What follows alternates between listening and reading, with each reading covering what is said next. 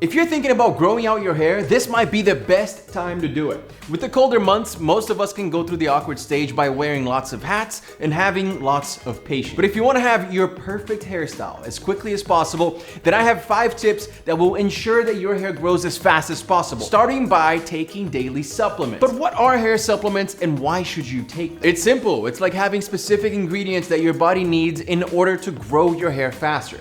There are hundreds of supplements that you can take for your hair. The most popular one being the tried and true B7 vitamin, also known as biotin. Now, a deficiency of biotin in your system can cause hair thinning. So it's a good idea to take a daily supplement that has a ton of biotin. My daily men's vitamins, for example, it has a ton of biotin. So when you're buying your multivitamins, look for that in the label. And not only can you get biotin from multivitamins, you can also get specific supplements for hair growth. These will target and eliminate any deficiency that you might have, whether it's biotin, vitamin A, C, B, whatever you need. Nutrafol is probably the most popular brand, right? They definitely have a premium feel and look to their product.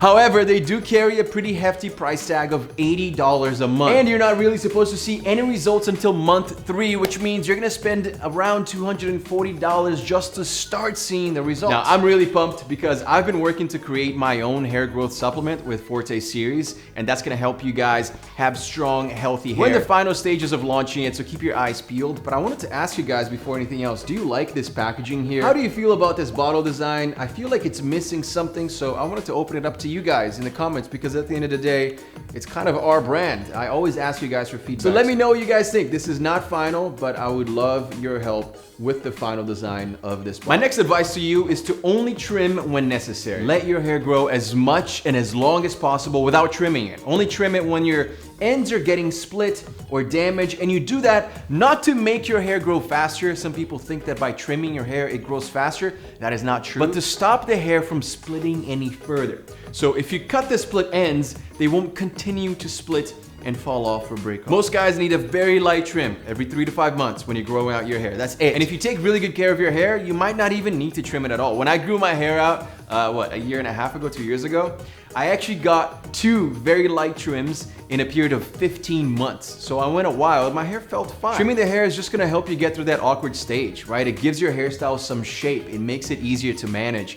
It looks better. So instead of you giving up and cutting it all off, you should consider getting a trim to see if that will help you manage it better. But remember that it's not gonna make the hair grow any faster. If you want your hair to grow faster and healthier, you need to apply a heat protectant before using any type of heating tool like a hair dryer, a flat iron, or a curler. I've seen a lot of guys with fried hair out there. And why does that happen? Because you're over ironing it, right, with the flat iron, or drying. It's gonna make it look and feel really dry and lifeless, which is why it's super important to always use a heat protectant before applying any heat. Split ends will turn into hair falling out of your head, which means your hair looks thinner. So you can see why it's so important to protect your hair here, to make sure that it doesn't fall off. And it's actually very easy. Just apply a coat of heat protectant like our hydrating argan oil, and apply that before you use any heat tools. That coat of oil will give your hair a natural shine, create that barrier between your hair and the heat, saving it from any damage. Now, if you don't have the money to buy a heat protectant, I would stay away from heating tools. It's just not worth damaging your hair in the long run. But honestly, for 22 bucks,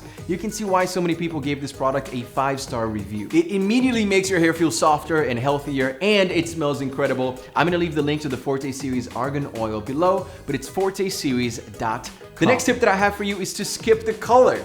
I know, it's fun. I actually dye my hair once or twice a year just to change it up, a little lighter, a little darker with highlights. But hair dye, especially bleach, by the way, if you're using that, can cause irreversible damage to your hair. In fact, sometimes the damage can be so extreme that it results in permanent hair loss. I'm not even kidding. Now, I'm not saying your hair is gonna fall out if you dye it. All right, don't get scared, don't be afraid. I'm saying it most certainly changes and damages your hair. So if you're doing it, you need to take extra good care of your hair. You need to make sure that every time you shower, apply a ton of conditioner, right? And leave it there, mask your hair out, and then wash it out.